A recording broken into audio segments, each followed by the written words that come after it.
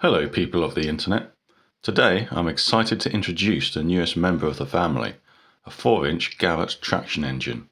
It occurred to me that some of you might be interested in what it's like to get started with miniature steam ownership, especially if you're thinking of buying one yourself.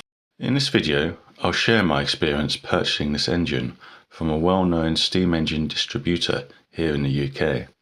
I hope it gives you some insight as to what you might expect as a new owner.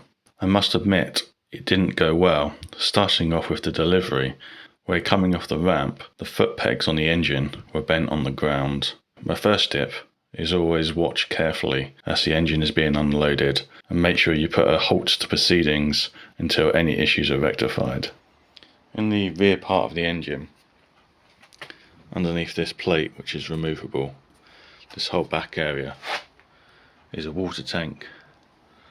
And that is a reserve water that's pumped into the boiler to maintain the boiler water level when needed. And this you want to fill with the cleanest water that you can, because you want clean water going through your pipes into the boiler. So the first thing I did after looking at the condition of the engine was to have a look inside here, and here's what I found. As you can see, the water is very dirty, almost mud-like.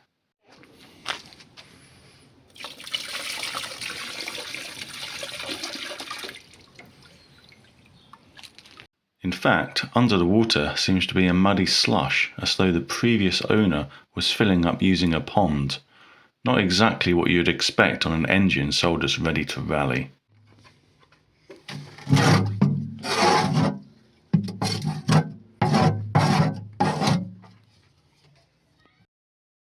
After washing out the tank, I removed lots of silicone sealer that was being used to block the gap in the panel joints.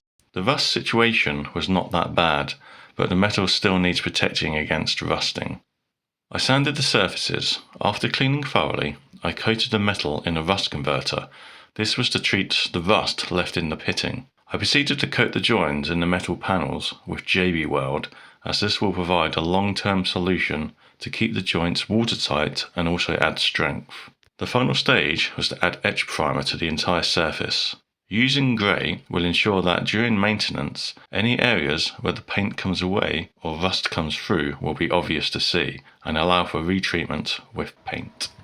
It was time to test the engine in steam. I had some issues lighting the fire in that it kept going out, so I used an electric blower to get things going until I get the hang of it. Once we had pressure, the engine ticked over well, with some noises that I hope will either wear in or can be adjusted out over time.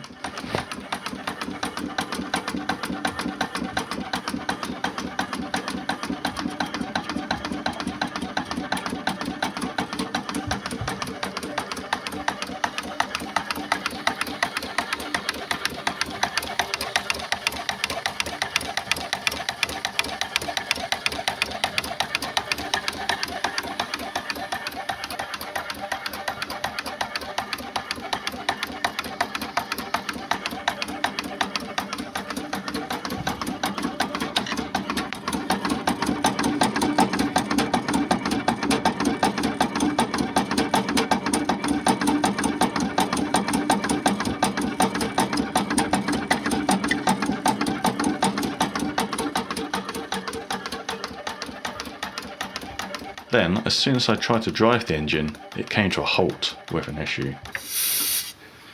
The crank gets to just before forward and stops, feeling like it's jamming. I think the piston might have come off the front. Go back again, all the way around.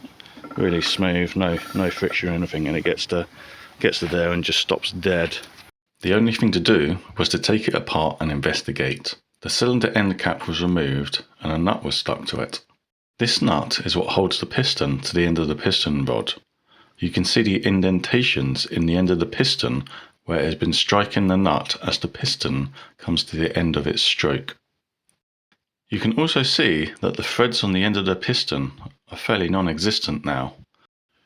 To remove the piston, I removed the mechanism from the crank all the way to the end of the piston.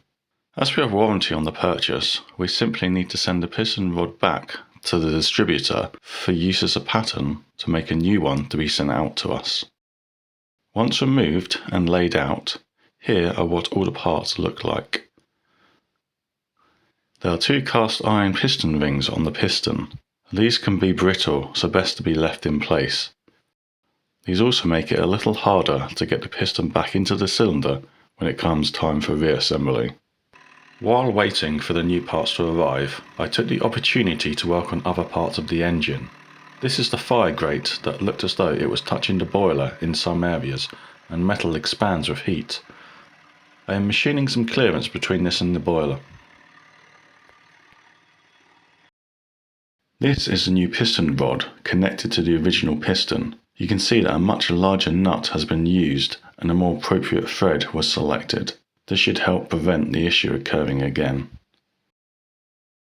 In addition, the rod that is threaded onto the crosshead has been pinned to ensure that it does not rotate and change the length of the piston rod.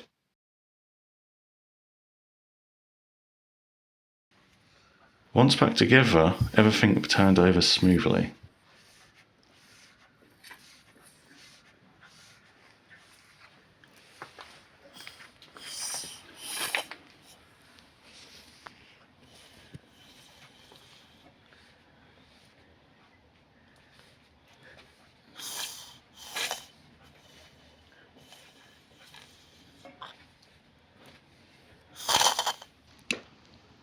It was time for another test run.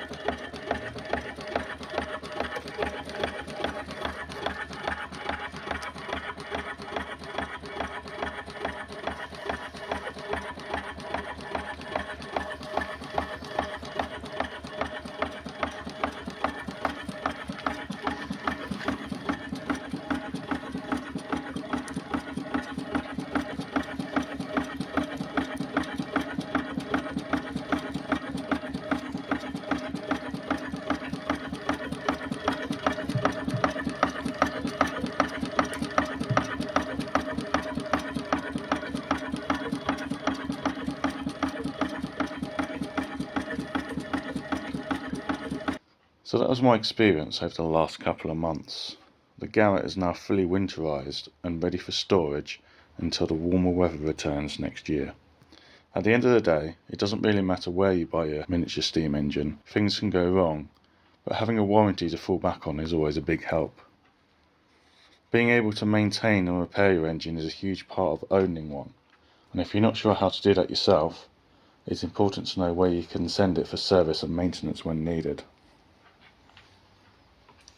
If you'd like to follow my adventures with the Garrett and the Burrell, consider subscribing to the channel. It's free and you'll get my videos straight to your feed. I'll also be sharing more engineering and restoration content, so there's plenty to explore if that interests you. Right now, the boiler is open to allow it to dry out, with a small heater bulb in the firebox. This helps to reduce condensation, and the blanket is to keep dust off while retaining a little bit of warmth. You can see in there the boiler tubes in the boiler and the red glow from the heat bulb. Well, I hope you found this video interesting and helpful. Thanks for watching.